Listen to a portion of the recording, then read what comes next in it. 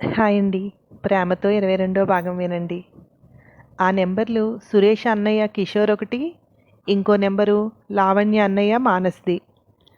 వాళ్ళని అరెస్ట్ చేయమని పంపించింది సునంద. ఒక పక్క గౌరీ నుండి పూర్తి వివరాలు తెలుసుకోవడం కోసం గౌరీని తీసుకుని ఆ గెస్ట్ హౌస్కి వెళ్ళారు. తను ఎక్కడ దాక్కుంది, ఎలా అతని దగ్గరికి వెళ్ళింది, ఇవన్నీ ప్లేసెస్ చూపిస్తూ వివరిస్తోంది గౌరీ. లావణ్యేమో ఇంటికి వెళ్ళింది. ఇల్లిగల్ ఆమె దగ్గరికి వెళ్ళి, నేను సతీష్ని చంపలేదు, నా భర్త హాస్పిటల్లో ప్రాణాపాయ స్థితిలో ఉన్నాడు, ఇప్పుడు నాకు డబ్బులు చాలా అవసరం, నా ఏటీఎం కార్డులు అన్నీ ఇంట్లోనే ఉన్నాయి, ప్లీజ్ హెల్ప్ చేయండి అంది లావణ్య. సరే అమ్మా వెళ్ళు, పోలీసులు కూడా వచ్చారు, ఇన్వెస్టిగేషన్ పూర్తిగా తేలే వరకు నువ్వు ఇక్కడే ఉండాలట, ఖాళీ చేయించడానికి లేదని చెప్పారు, అందుకని తప్పదుగా ఉండు అంది ఆమె. బాబుని తీసుకుని ఇంట్లోకి వెళ్ళి ఏటీఎం కార్డులు రెండూ తీసుకుని ఏటీఎం సెంటర్కి వెళ్ళి డ్రా చేయాలని చూస్తే ఒక దాంట్లో అసలు డబ్బులే లేవు, రెండోది కార్డు పెడుతుంటే పని చేయట్లేదు, అకౌంట్ బ్లాక్ అయినట్టు వస్తోంది. ఎలా ఇప్పుడు బ్లాక్ అయిందా, బ్యాంకుకి వెళ్ళాలంటే రేపు మార్నింగ్ కానీ వెళ్ళలేను అనుకుంటూ మళ్ళీ ఇంటికి వెళ్ళి ఇంట్లో ఉన్న గోల్డ్ తీసుకుని షాప్కి వెళ్ళింది. ఏం కావాలమ్మా అన్నాడు షాప్ అతను. గోల్డ్ అమ్మేయాలి అనుకుంటున్నాను అంది. అమ్మా, నీ మీద పోలీస్ కేసులున్నాయి, నీ భర్త మీద కూడా పోలీస్ కేసు ఉంది, నీ దగ్గర బంగారం కొంటే ఇంకేమైనా ఉందా, నన్ను పోలీసులు మూసేయరు అన్నాడు అతను. లేదండి, నా భర్త హాస్పిటల్లో ఉన్నాడు, ఆయన మీద కేసు లేదు, సతీష్ని చంపింది ఆయన కాదని తెలిసింది, ఆల్రెడీ వేరే వాళ్ళని అరెస్ట్ చేశారు అంది లావణ్య. వాళ్ళని అరెస్ట్ చేశారు కానీ మీకు క్లియర్ ఇవ్వలేదు కదా. మా దగ్గర కుదరదమ్మా, ఎక్కడికన్నా వెళ్ళి అమ్ముకోండి, ఇక్కడ కుదరదు అన్నాడు. పోలీసులతో చెప్పిస్తే తీసుకుంటారా అంది ఆశగా. ఎందుకు తల్లి, మాకిదంతా అనవసరంగా, మీతో పాటు మేము రోడ్డెక్కాలి, వెళ్ళమ్మా వెళ్ళు అన్నాడు. బాబునెత్తుకుని ఇంటికి వస్తూ విక్రాంత్ నెంబర్ ఇచ్చాడు కదా అని గుర్తొచ్చి ఇంటికి వెళ్ళి విక్రాంత్ నెంబర్కి కాల్ చేసింది. సార్, నేను లావణ్య, సునంద మేడంతో ఒక్కసారి మాట్లాడాలి అంది. ఒక్క నిమిషం ఇస్తున్నాను అంటూ సునందకి ఇచ్చాడు. మేడం, మీరు అడిగిన వెంటనే డబ్బులు ఇచ్చారు, మీ మంచితనం నాకు అర్థమైంది, అందుకే మిమ్మల్ని ఒక సహాయం అడుగుతున్నాను. నా దగ్గర ఉన్న బంగారాన్ని అమ్ముదామని వెళ్ళాను, షాపు వాళ్ళెవరూ నా మీద కేసుందని నా దగ్గర బంగారం కొనటానికి వెనకాడుతున్నారు, ఏటీఎం కార్డులేమో రెండూ పనిచేయట్లేదు, బ్లాక్ చేశారనుకుంటా, హాస్పిటల్లో డబ్బు కట్టాలి అంటున్నారు అంది. సునంద మాట్లాడకుండా వింటోంది. ఒక అకౌంట్లో 10 లక్షల వరకు ఉండాలి, అది నిల్లని చూపిస్తోంది, అది ఎవరు డ్రా చేశారో తెలీదు, ఇంకోటి బ్లాక్ అయింది, నాకు కొంచెం బ్యాంకు నుండి మనీ వచ్చేలాగా చేస్తారా అంది లావణ్య. నువ్వు హాస్పిటల్లో మనీ కట్టొద్దమ్మా, నేను ఆల్రెడీ హాస్పిటల్ వాళ్ళతో మాట్లాడాను, నేను మళ్ళీ ఫోన్ చేస్తాను, నీకు ఏదైనా అవసరమైతే నేను ఇస్తాను డబ్బులు, హాస్పిటల్కి అయితే మాత్రం నువ్వు పే చేయొద్దు అంది సునంద. అలా వద్దు మేడం, వాళ్ళు అడిగారు, నిజంగా వాళ్ళు రక్షించకపోతే సురేష్ చనిపోయి ఉండేవాడు, దానికోసమైనా వాళ్ళు అడిగిన డబ్బులు ఇవ్వచ్చు, కొంచెం నా బ్యాంక్ డీటెయిల్స్ సంగతి చూస్తారా మేడం అంది. సరే, బ్యాంక్ క్లియర్ అయ్యాక హాస్పిటల్లో కట్టచ్చు, నేను ప్రస్తుతానికి నీకు కావాలంటే పంపిస్తాను, ఇంకొక 4 అవర్స్లో హాస్పిటల్ దగ్గరికి వస్తాను, నువ్వు అక్కడ ఉంటావు కదా, నేను మాట్లాడతాను, అవసరమైతే నేనే కడతాను, నీకు అంతా క్లియర్ అయ్యాక నాకు ఇచ్చేద్దు గానిలే అంది సునంద. థ్యాంక్ యూ మేడం అని కాల్ కట్ చేసి ఇంటికి వెళ్ళి బాబుకు స్నానం చేయించి తను స్నానం చేసి రెడీ అయ్యి మళ్ళీ ఇంటికి తాళం పెట్టుకుని హాస్పిటల్కి వెళ్ళింది. వెళ్తూనే బయట టిఫిన్ తీసుకుని హాస్పిటల్ మెట్లు ఎక్కుతుంటే యాదేశ్ ఎదురొచ్చాడు. నేను నిన్ను చూద్దామనే వచ్చాను, అదే మీ హస్బెండ్ని చూడాలని, నువ్వెక్కడికి వెళ్ళావు అన్నాడు. కొంచెం ఇంటి దగ్గర పని ఉండి వెళ్ళాను, మీరేంటి ఇక్కడ అంది లావణ్య. అదే మీ హస్బెండ్ హాస్పిటల్లో ప్రాణాపాయ స్థితిలో ఉన్నారు అంటేను, డబ్బులేమన్నా అవసరమైతే హెల్ప్ చేద్దామని వచ్చాను అన్నాడు. లేదు సార్, డబ్బంతా ముందే పే చేసేశారు, ఇంకా పే చేయాలంటే నా అకౌంట్లో ఉంది, నేను పే చేస్తాను అంది. నీ అకౌంట్ బ్లాక్ అయి ఉంటాయి, ఓపెన్లోనే ఉన్నాయా అన్నాడు. హా సార్, సునంద మేడం చూస్తున్నారు అంది లావణ్య. ఓ, దీంట్లోనూ ఆ మేడం ఇన్వాల్వ్ అయ్యారా అన్నాడు. నా భర్త సతీష్ని చంపాడు అనుకొని నేను అపార్థం చేసుకున్నాను, దానికోసమే అతను శిక్షించాలి అనుకున్నాను. కానీ సతీష్ కావాలనే నా చుట్టూ వలపన్నాడని తెలీదు అంది. ఏం చేయగలవు వాడిని? ఏం చేయలేవు. ఒకవేళ కేసు బనాయించి లోపల వేద్దామన్నా ఆల్రెడీ వాడు చచ్చాడు కదా. వాడిని ఎవరో చంపారో తెలుసుకోవడమే ఇప్పుడు ఇంపార్టెంట్ అన్నాడు. నాకు ఇంపార్టెంట్ కాదు సార్. నా భర్త చంపేశాడేమో అని నేను దీంట్లో ఇన్వాల్వ్ అయ్యాను. నా భర్త ప్రాణాలతో ఉండడమే నాకు ఇంపార్టెంట్. దానికోసం ఎంత ఖర్చు పెట్టినా ఏం చేసినా చేస్తాను అంది. నీ మాటలు వింటుంటే మొట్టమొదటిసారిగా అరే నేను డాక్టర్ అయి ఉండాల్సిందే అనిపిస్తోంది నాకు అన్నాడు. అంతే సార్, మీలాంటి వాళ్ళు ఏ డిపార్ట్మెంట్లో ఉన్నా దాన్ని అసరా చేసుకుని ఆడవాళ్ళని వాడుకుంటారు. ఇక మీకు నాకు సంబంధం లేదు సార్. మీరు ఇంకోసారి నా దగ్గరికి రావద్దు అంది. ఏంటి, ఇంతకుముందు ఎప్పుడైనా రానిచ్చావా ఇప్పుడు రావద్దు అని చెప్పడానికి? సతీష్ని చంపిన వాడికి గట్టి శిక్ష పడేలాగా చేస్తాను. నువ్వు అది కూడా కోరుకున్నావు కదా అన్నాడు. అతను మంచోడు, నాలో స్నేహితురాల్ని చూశాడు అనుకుని అలా అనుకున్నాను. అతని మనసులో ఇంత కుట్ర కుతంత్రం అన్నీ ఉన్నాయని తెలిసాక నేను ఇప్పుడు అలా అనుకోవట్లేదు. వాడి చావు నాకు చాలా సంతోషాన్ని ఇచ్చింది. నిజంగా ఎవరు చంపారో కానీ వాళ్ళకి నమస్కరించాలి అంది. అయితే పూర్తిగా రివర్స్ అయిపోయావు అన్నాడు. అప్పుడే అక్కడ జీప్ ఆగి దాంట్లో నుండి సునంద, విక్రాంత్ ఇద్దరూ దిగి వస్తున్నారు. ఇతన్ని చూస్తూనే మీరేంటి సార్ ఇక్కడికి వచ్చారు అన్నాడు విక్రాంత్. అది సురేష్ ప్రాణాలతోటే ఉన్నాడు అంటేను ఒకసారి చూసి వెళ్దామని అన్నాడు. మొదటి నుండి మీకు ఈ కేసు మీద కొంచెం ఇంట్రెస్ట్ ఎక్కువే ఉంది అంది సునంద. అవును మేడం, ఎలా ఉన్నారు అన్నాడు నవ్వుతూ. లావణ్య, ఒకసారి నాతో రా అంటూ ముందుకు నడిచింది సునంద. ఏంటి విక్రాంత్, తోటి ఎస్పీతో ఇలాగేనా బిహేవ్ చేసేది అన్నాడు ఆదేశ్. మీరు డ్యూటీలో వచ్చుంటే తన బిహేవియర్ వేరేగా ఉంటుంది సార్. మీరు పర్సనల్గా వచ్చారనుకుంటా కదా అన్నాడు విక్రాంత్. ఏం పర్సనల్ అయ్యా, ఇక్కడ పర్సనల్స్ ఏం లేవు. కేసుని మీరు సాల్వ్ చేసుకుంటూ వెళ్ళిపోతున్నారుగా. ఇంకేం మిగిలింది? ఆ చచ్చిపోయిన వాడిని చంపింది ఎవరో తెలుసుకోవాలంతే.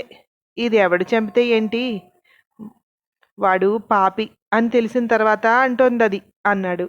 పరాయి ఆడదాని మీద మోజుపడ్డ వాడికి అదే శిక్ష విధిస్తాడు దేవుడు అన్నాడు విక్రాంత్. మరి ఫ్రెండ్షిప్ పేరుతో తిరిగే వాళ్ళకి శిక్షలుండవా అన్నాడు నవ్వుతూ. అదే సార్ ఇబ్బంది. పచ్చకామెర్లు వచ్చిన వాళ్ళకి లోకమంతగా పచ్చగా కనపడుతుందట. అలాగే మంచి వాళ్ళకి అందరూ మంచిగా కనపడతారు, చెడ్డ వాళ్ళకి అందరూ అదే పని చేస్తున్నట్టు కనపడుతుంది అన్నాడు విక్రాంత్. ఇప్పుడు నువ్వు అనేదేంటి? నాకు పచ్చకామెర్లు అంటావు అన్నాడు ఆదేశ్. అలా అనలేదు సార్ అన్నాడు. అదేలే, పచ్చకామెర్లు అనలేదులే అన్నాడు. నేనైతే మామూలుగానే మాట్లాడాను. మీరు దాన్ని ఎలా అర్థం చేసుకుంటారో మీ ఇష్టం అన్నాడు. చూస్తాను, నాకు ఛాన్స్ వస్తుంది. అప్పుడు నేను ఎవరితో ఎలా ఉండాలో అలాగే ఉంటాను అంటూ వెళ్ళిపోయాడు ఆదేశ్. లావణ్య, సునంద కూడా వెళ్తుంటే ఏంటి వీడేమైనా హెరాస్ చేస్తున్నాడా అంది సునంద. లేదు మేడం, నేనే అనవసరంగా అతనితో మాట కలిపాను. ఎందుకంటే సతీష్ గురించి తెలియక నా భర్త సతీష్ని చంపేశాడు అనుకుని ఎలా అయినా నా భర్తను పట్టించాలి అనుకున్నాను. అలా అనుకోవడానికి కూడా సతీష్ నిజంగానే నాతో చాలా మంచిగా ఉన్నాడు. ఎప్పుడు మిస్బిహేవ్ చేయలేదు. చాలా మంచి వ్యక్తి అనిపించాడు నాకు. ఇతను సహాయం తీసుకుందాము అనుకున్నాను. సాయం తీసుకున్నా ఇతను మరీ టూ మచ్ అవుతుంటే అందరితోనూ బయట పెడదామని అనుకున్నాను అప్పుడు కూడా అంది. అన్ని రోజులు మనవి కాదు, అది పోలీస్ బ్రెయిన్. ఏ రకంగా అయినా నిన్ను తొక్కేయడానికి ట్రై చేయొచ్చు. అలాంటి వాళ్ళతో ఎంత దూరంగా ఉంటే అంత మంచిది అంది సునంద. అది ఇప్పుడు అర్థమవుతోంది మేడం. అప్పుడు ఇంకేం తెలియలేదు. అంత మంచి మనిషిని చంపేశాడు అనిపించింది. ఎలాగైనా సరే పట్టుకోవాలి అన్నదే. నేనేమైపోతానో నాకేం జరుగుతుందో అన్నది అసలు నేను పట్టించుకోలేదు అంది లావణ్య. నీ ఏటీఎం కార్డు ఎప్పుడైనా సతీష్కి ఇచ్చావా? ఆ కార్డుతో ఎప్పుడు డ్రా చేసావు నువ్వు? దాంట్లో మనీ ఎంత ఉండాలి అంది సునంద. ఎప్పుడూ సతీషే డ్రా చేసి ఇచ్చేవాడు మేడం. నన్ను చాలా జాగ్రత్తగా చూసుకుంటున్నాడు అనుకునేదాన్ని. నా వెనక ఇంత జరుగుతుందని తెలీదు అంది లావణ్య. అలా అయితే ఇప్పుడు కాదు ఎప్పుడో ఖాళీ అయి ఉంటుంది అకౌంటు అంది సునంద. అతను పరిచయమైన కొత్తల్లో అనుమానం ఉండేది మేడం. కానీ అతని మంచితనంతో అనుమానం అనేది నామరూపాలు లేకుండా చేసేశాడు. అంతలా మంచిగా ఉండేవాడు అంది. ఇద్దరూ అలా మాట్లాడుకుంటూ ఉండగా ఆ ఏరియా ఎస్ఐ కానిస్టేబుల్ని తీసుకుని కిషోర్ ఇంటికి వెళ్ళారు. తలుపు తీసిన వర్ధనమ్మ, ఏమండి మళ్ళీ పోలీసులు వచ్చారు అంది. ఏమైంది సార్, చంపిన వాళ్ళు ఎవరో తెలిసిందా అన్నాడు ప్రకాష్ రూమ్లో నుండి వస్తూ. మీ అబ్బాయి ఎక్కడున్నాడు అన్నాడు ఎస్ఐ. షాప్ దగ్గరికి వెళ్ళాడు సార్, ఇంటికి ఇంకా రాలేదు, షాప్లోనే ఉన్నాడు. ఏమైంది సార్, మా అబ్బాయికి దీనికి ఏంటి సంబంధం అన్నాడు అతను. అది మేం తెలుసుకోవాలి. సతీష్కి మీ అబ్బాయికి సంబంధం ఏంటో తెలుసుకోవాలి. చెప్పండి, మీ అబ్బాయికి సతీష్కి ఏంటి సంబంధం అన్నాడు ఎస్ఐ. సతీష్ అంటే మొన్న చనిపోయిన అతను కదా, వాడు రౌడీ. రౌడీకి మా కొడుక్కి సంబంధం ఏముంటుంది? వాడికి అసలు తెలియనే తెలీదు అంది వర్ధనమ్మ. సెర్చ్ వారెంట్ గురించి అడగండి సార్ అని కానిస్టేబుల్ వంక చూస్తూ వెళ్ళి ఒకసారి ఇల్లంతా చెక్ చేయండి అన్నాడు. ఇక్కడ లేడు సార్, మీరు ఇక్కడి వరకు వచ్చాక ఇంట్లో ఉంచుకుని లేరని ఎలా చెప్తాము? నిజంగానే ఇంట్లో లేడు సార్ అన్నాడు ప్రకాష్. వెళ్ళండి, షాప్ దగ్గరికి వెళ్ళి అరెస్ట్ చేయండి అన్నాడు ఎస్ఐ. ఇప్పటి వరకు మా కొడుకు ఎక్కడున్నాడో తెలియలేదు, ఇప్పుడు వచ్చి ఈ కొడుకుని అరెస్ట్ చేస్తామంటున్నారు. వాడిని చంపినవాడు ఎవరో దొరకకపోతే ఎవరో ఒకరిని తీసుకువెళ్ళి వాళ్ళ మీద నేరం పెట్టి జైల్లో వేస్తారా అంది వర్ధనమ్మ. మీ కొడుకు ఫ్రెండా సతీష్? ఆ విషయం మీకు తెలీదు అంటే మేము నమ్మాలి అన్నాడు. చిన్న కొడుకు కదా ఫ్రెండ్ అన్నారు, వీడికి ఫ్రెండ్ ఎప్పుడయ్యాడు? మా వాడికి అసలు అతని పేరే తెలీదు అంది. మీతో కబుర్లు చెప్పడానికి, మీ ప్రశ్నలు ఆన్సర్ చేయడానికి మేము ఇక్కడికి రాలేదు. కిషోర్ సతీష్ ఫ్రెండ్స్, ఇది ఫైనల్. మా దగ్గర ఆధారాలు ఉన్నాయి. మీ సురేష్ ప్రాణాపాయ స్థితిలో ఆసుపత్రిలో కొట్టుమిట్టాడుతున్నాడు. ఇప్పుడు చనిపోయిన సతీష్ని మీ కొడుకు కిషోర్ చంపాడు అన్నాడు ఎస్ఐ. అదేంటి, కిషోర్ ఎందుకు చంపుతాడు అంది. దానికి సమాధానం మీ కొడుకే చెప్పాలి అన్నాడు. మా వాడు ఏ హాస్పిటల్లో ఉన్నాడు సార్ అన్నాడు ప్రకాష్ ఆత్రంగా. విజయ హాస్పిటల్లో. పర్మిషన్ తీసుకుని వెళ్ళండి అన్నాడు. ఎవరిని పర్మిషన్ అడగాలి సార్ అన్నాడు. ఎస్పీ ఆఫీస్కి వెళ్ళండి, అక్కడ పర్మిషన్ ఇస్తే వెళ్ళి చూడండి. ఎవరిని కలవనివ్వటం లేదు అని వెళ్ళిపోయాడు. అయ్యో దేవుడా, పదండి వెళ్దాం, వెళ్ళి చూసొద్దాం. అప్పుడు వచ్చినప్పుడు ఫోన్ నెంబర్ ఇచ్చారుగా, సురేష్ ఇంటికి వస్తే ఫోన్ చేయమని. ఆ నెంబర్లు ఎక్కడున్నాయో చూడండి, ఫోన్ చేయండి, వెళ్ళి ఒకసారి చూసొద్దాం అంది వర్ధనమ్మ. లావణ్య పుట్టింటికి కూడా వెళ్ళారు పోలీసులు. మీ అబ్బాయి మానస్ ఎక్కడున్నాడు అన్నారు. పెళ్లి షాపింగ్కి వెళ్ళాడు సార్. మీకు మా అబ్బాయితో పనే ఉంది అంది సుగుణ. ఒక మనిషిని చంపేసి పెళ్లి చేసుకుంటాడా? ఇప్పుడు అతనికి పెళ్లి మేం చేస్తాం, ఫోన్ చెయ్యి ఇంటికి రమ్మని అన్నాడు. మావాడు చంపడం ఏంటి సార్? అటు తిరిగి ఇటు తిరిగి మా మీద రుద్దేయాలని చూస్తున్నారా? ఆ పెళ్లి చేసుకుని వెళ్ళిపోయాక వాడి చెల్లెలు ముఖం చూడటానికి కూడా ఇష్టపడలేదు. ఇంకా దాని మొగుడిని, దాని స్నేహితుడిని, వీళ్ళందరితోటి వీడికి సంబంధం లేదు అంది. మీ వాడు ఆ సతీష్తో గంటలు గంటలు మాట్లాడాడు. ఏముంటుంది మాట్లాడడానికి అతనితో అన్నాడు. ఆ మాటలకు భయవేసింది సుగుణకు. వీడి ఆఫీస్లో వీడి ఫోన్ వీడొక్కడే కాదు, చాలామంది తీసుకుని వాడుతూ ఉంటారు. అలా ఎవరు చేశారో, మా వాడైతే కాదు అంది కవర్ చేస్తూ. ఏ షాపింగ్ మాల్కి వెళ్ళాడు? అతని నెంబర్కి ఫోన్ చేయండి అన్నాడు. ఫోన్ స్విచ్ ఆఫ్ వస్తుంది సార్ అన్నాడు కానిస్టేబుల్. మనం వచ్చింది తెలిసి ఎస్కేప్ అయి ఉంటాడు, వెతకండి. అతని ఫ్రెండ్స్ ఎక్కడెక్కడ ఉంటాడో, ఎక్కడెక్కడ తిరుగుతారో అన్నీ చూడండి. అతను ఇమీడియట్గా కావాలి మనకు. షాపింగ్కి ఒక్కడే వెళ్ళడు కదా, ఇంకా ఎవరున్నారు కూడా, వాళ్ళ నెంబర్ కూడా ఇవ్వండి అన్నాడు. సార్, దీంట్లో మా అబ్బాయిని అనవసరంగా లాగుతున్నారు. వాడు కాబోయే భార్యతో కలిసి షాపింగ్కి వెళ్ళాడు. ఉండండి, మా ఆయనకి చేస్తాను అని ఫోన్ చేసి, ఏమండి పోలీసులు వచ్చారు, సతీష్ని చంపడంలో మనవాడి హస్తం ఉందంటున్నారు అంది ఏడుస్తూ. మనవాడి హస్తం ఉంటే కదా భయపడాలి, లేని దానికి భయపడతావెందుకు? ఏం పర్లేదులే, అరెస్ట్ చేస్తే చేయని, వీడికి సంబంధం లేదని తెలిస్తే వాళ్ళే వదిలేస్తారు అన్నాడు శ్రీనివాస్. మీరేంటి కొడుకుని అరెస్ట్ చేస్తానంటే అంత కూల్గా మాట్లాడతారు అంది సుగుణ.